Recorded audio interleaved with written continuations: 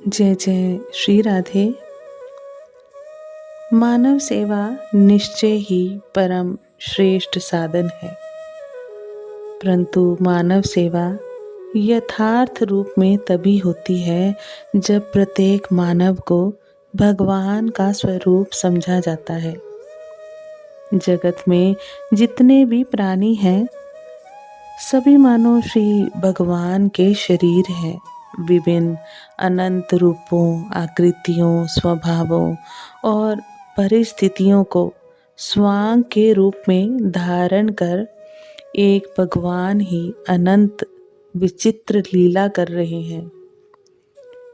यह बात जब हमारी समझ में आ जाती है, तब हम सबको भगवान मानते हुए सबके प्रति राग द्वेष विहीन होकर सबका समान आदर करते हुए उनके स्वांग के अनुरूप उनकी आवश्यकताओं को समझकर सबकी यथासाध्य और यथा योग्य सेवा करने का प्रयास करते हैं। उस सेवा में स्वांग के अनुसार भेद रहने पर भी ना तो आसक्ति होती है और ना ही विद्वेष होता है। साथ ही स्वाभाविक ही ये भाव भी रहता है कि हम तो सेवा में केवल निमित्त मात्र है।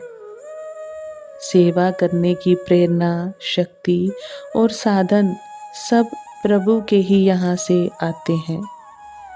प्रभु स्वयं अपनी ही वस्तुओं से आप ही प्रेरणा करके अपनी ही शक्ति से अपनी सेवा करवाते हैं।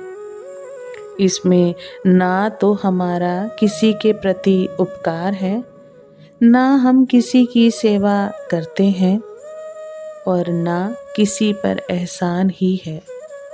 जब तक इस प्रकार सर्वत्र भगवत भाव नहीं होता और जब तक समस्त वस्तुओं पर, सारी शक्तियों पर और समस्त प्रवृत्तियों पर प्रभु का स्वामित्व नहीं होता, नहीं जान लिया जाता, तब तक यथार्थ मानव सेवा नहीं होती। कहीं कहीं अहंकार अभिमान की सेवा होती है तो कहीं कामना वासना की।